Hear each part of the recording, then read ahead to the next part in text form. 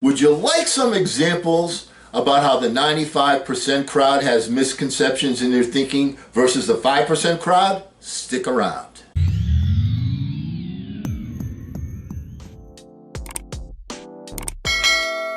Hello again, everyone. I'm Eli's dad with Project Eli, where we educate, we lead, and we inspire. And last time we got together, we started out on an article that I read by a lady named Itsy, I-T-X-Y, I hope I'm not mispronouncing it, Lopez, Ms. Lopez, that make it easy for me, wrote an article called 5 Myths About Successful People You Should Ignore. Why you shouldn't blindly follow advice. My major point last time we got together was, this lady doesn't get it, and I'm going to go over point by point why I feel that way. So let's get started with it, okay? Let's go over a couple more of her quote-unquote myths. Myth number 2. And I'm going to read from her article so that you see what she says and see what I feel about it and why I feel it's wrong. Second myth, wake up at 5 a.m. to be successful. There's nothing wrong with waking up at this hour, not if you enjoy it.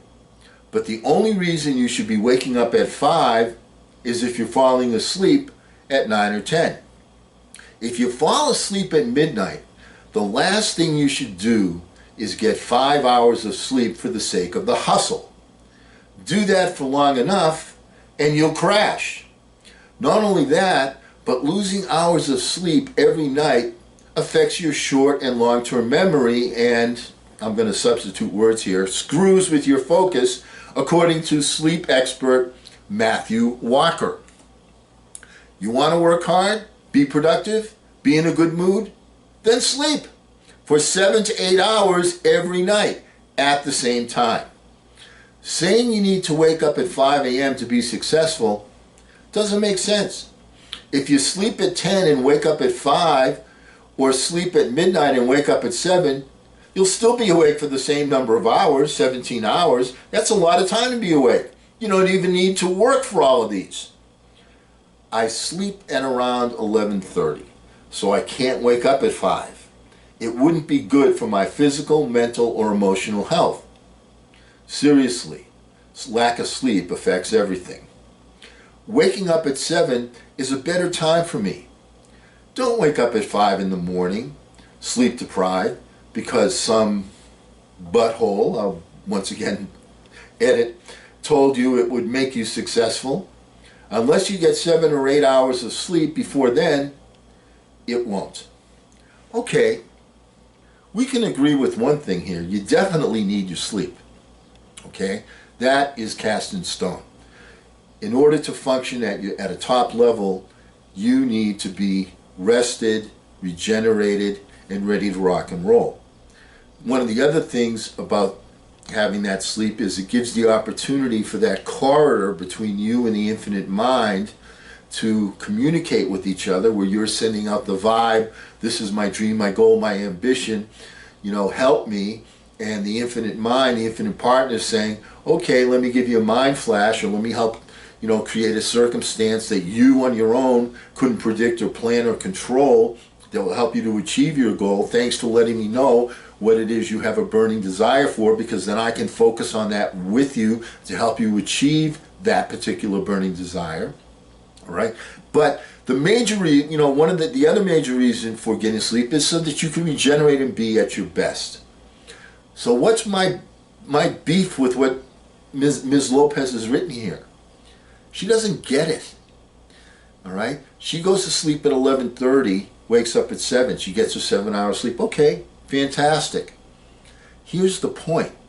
If you want to be an achiever, there are certain things in life that you have to say, I'm willing to sacrifice this in order to achieve that.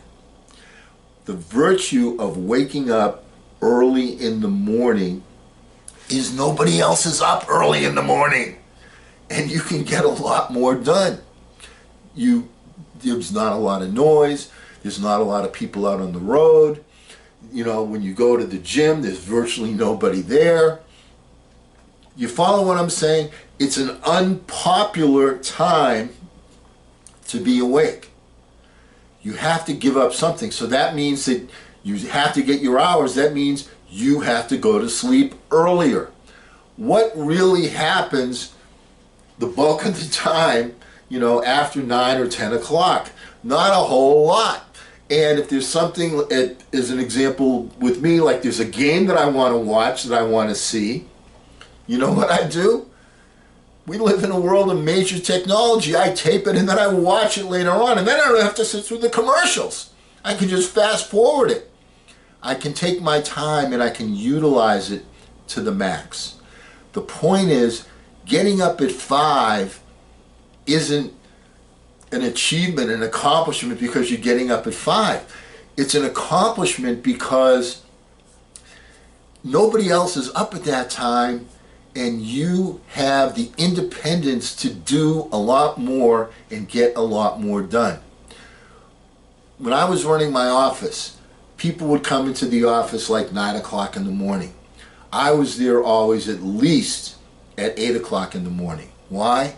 Because the phone isn't going to ring, people aren't going to interrupt me. You follow what I'm saying? There's virtue in having some not only alone thinking time, but having some alone doing time. That is the point of getting up early. Not that you're getting up early. Does that make some sense? Okay, let's go to her next myth. Number 3 for her. Ms. Lopez. Choose work over people. If you want to reach a big dream, it requires some sacrifices. I get that. I'm trying to become a published author, and I know that it's going to be a long, difficult, will to tally, regretted process. But choosing work over people? That's never going to happen. What's your biggest dream? What's that goal you have in mind? See it now. See yourself reaching it, holding the book in your hand or opening a restaurant. You can probably feel the joy, the excitement, the awe inside you.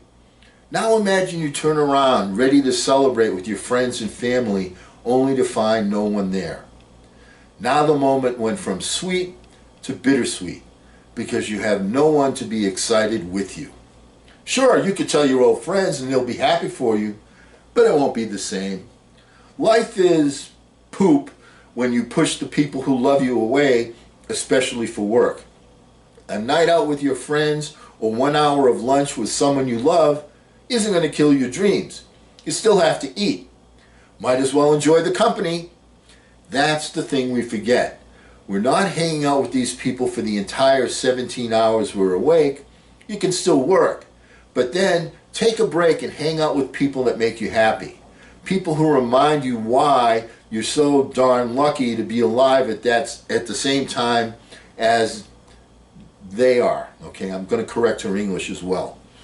If a friend of mine, a friend who doesn't even live in the same city as I anymore, calls me and tells me she's in town and I'm in the middle of writing a great scene for my book, I'm going to push that book away.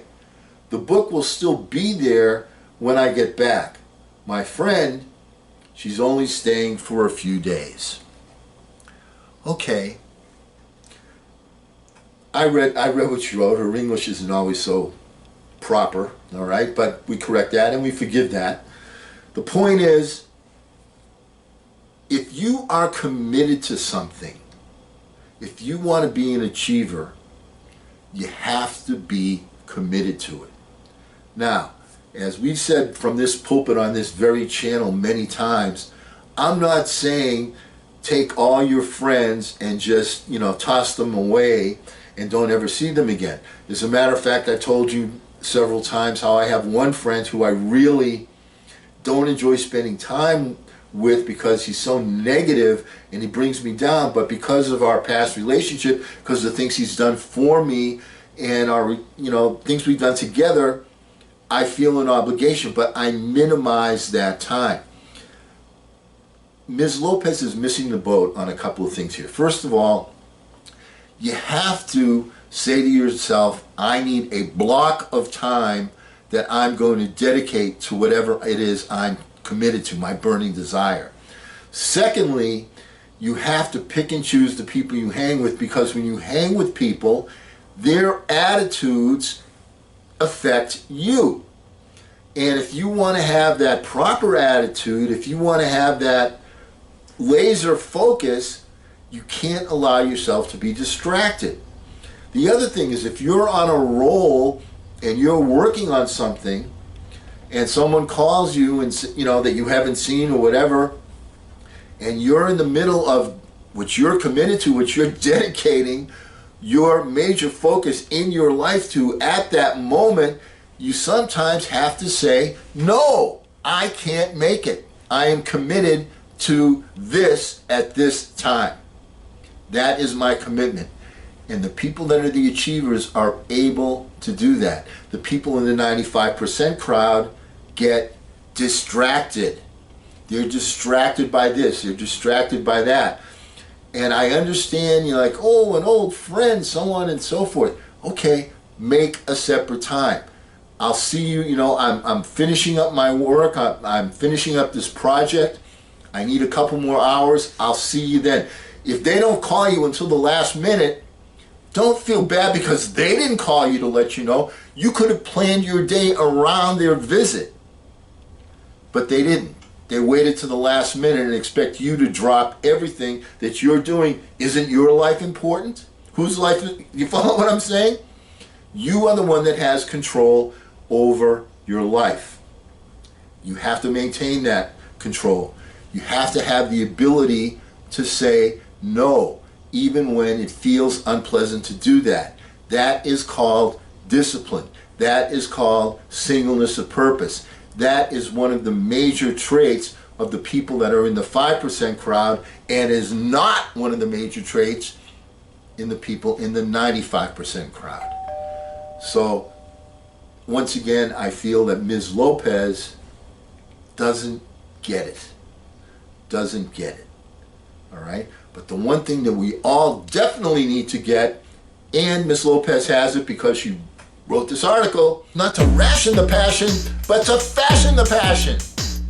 I'm Eli's dad.